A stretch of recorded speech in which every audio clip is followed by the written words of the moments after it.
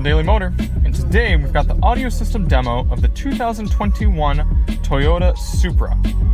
This is rocking the 12-speaker, 500 max watt JBL audio system. So this is going to be an in-depth sound system review. We're going to listen to some sample tracks, check out how the audio system works, get out on the road, listen to those sample tracks while we're rolling, and I'll give you my thoughts at the end. So before we get started, let's hop out and take a quick look at the car. This is the 3.0 liter premium Toyota Supra. So it's got a few of the 2021 improvements as well as all the power you can get out of a stock Supra.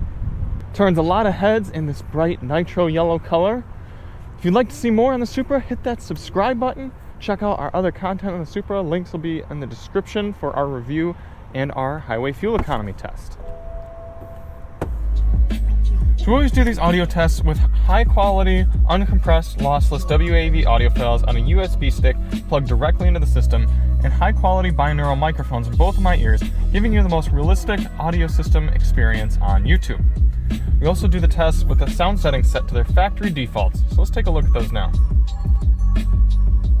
In the Supra, you have a full-blown equalizer here with everything from, looks like probably 50 hertz. It just says bass, but 100 hertz is right there, so it's probably 50 hertz, maybe 20 even, all the way up to treble, which is above 10 kilohertz, so maybe 20 possibly. So you can adjust all those individual settings if you'd like, or if you don't need that sort of granular adjustment, you can just go here to treble, bass. You have your left, right, front, rear, fader, and balance, and a surround setting. So let's at least demo these treble and bass settings now.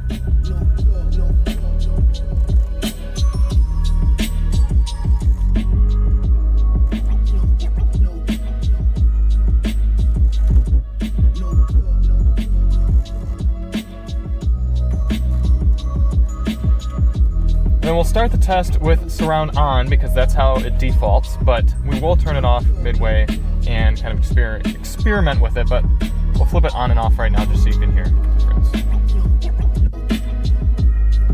Not too much of a difference in the Supra since it's such a small cabin anyway, but there's surround off and on. Speaker locations in the Supra. Fortunately, JBL and Toyota provide a very comprehensive webpage for all the locations, so we know that there are 1, 2, 3, 4, 5, 6, 7, 8, 9, 10 back there, and 11, 12 back there. You can just barely see behind the seats. And as I said earlier, 500 watts of maximum power output. For audio adjustments, you've got a good volume knob right here, nice detents, good grippy feel, as well as volume up and down on the steering wheel. For track selection, you've got this little rotary knob, BMW style here, that you can scroll through, and up on the head-up display you get track selections. Or you've got these physical buttons here, or you can always use the touch screen, as we will do now. So like I said, this is a touch screen and also a rotary knob, so you can either cycle through things here without taking your eyes off the road using the knob, or you can just click up here and touch things. Pretty usable system.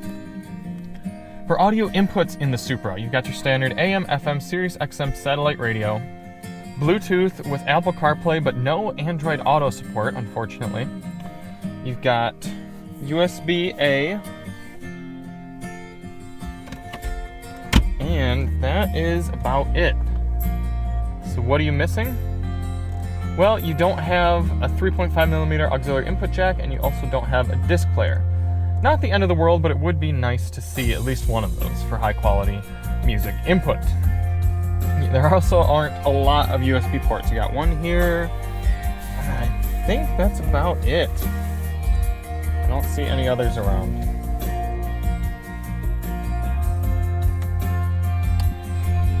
All right, let's start up the Supra and get on the road.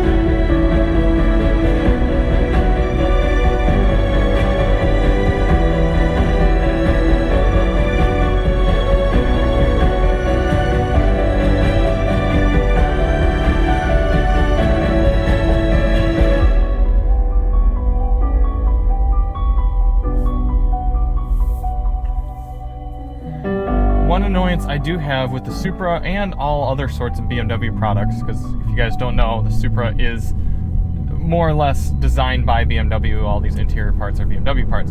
The screen is too dim, and I've gone in and checked the brightness settings. It's not one of the brightness settings. It's I mean, brightness is all the way up, and even in the screen, I checked the brightness settings. So it's just kind of frustrating that in certain lighting situations, it's really difficult to see the center screen.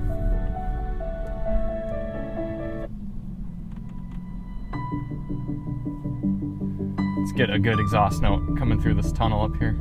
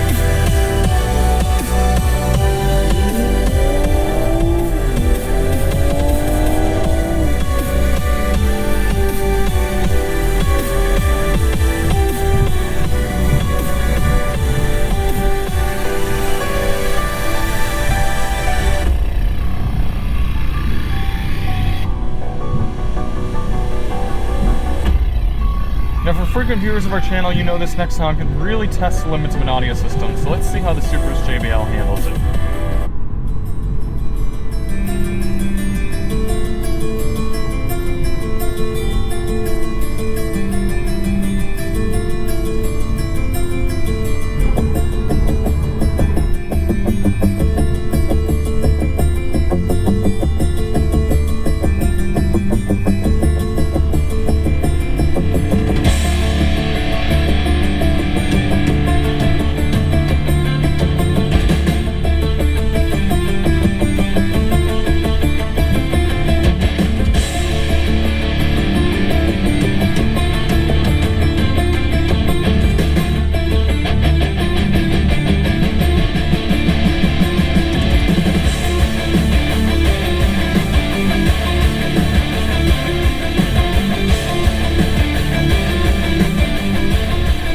For this size of vehicle, this sounds really good. The system's quite well balanced. There's a decent amount of power coming from these subwoofers behind me, and nothing's coming through too harsh. I'm able to listen to it pretty loud without it grating on my ears. Really not too bad. So let's go ahead and switch off the surround and see if we notice any sort of difference.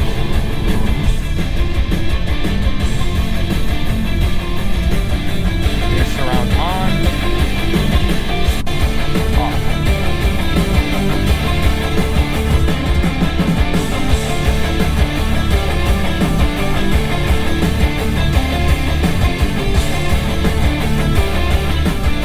I'd say the audio's a little bit more pure and realistic sounding with surround off. So if you're really trying to listen to some high fidelity tracks, you wanted it to really sound true to the recording, you'd likely leave the surround setting off. For this next song, we'll turn the bass all the way up, see what these two subwoofers behind us are capable of.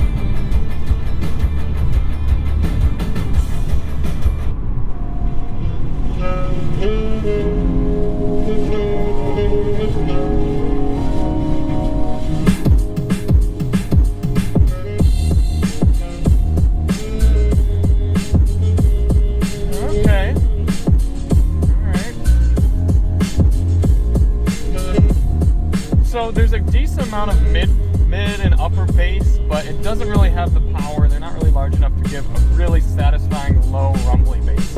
Not really feeling it at all in my chest. There's not really much. It's just very slight ear shakage going on. So it's definitely satisfying for like rock music or general pop, but heavier bass notes are not hitting very hard in the Supra. If you wanted to really bump, you'd need to get aftermarket system.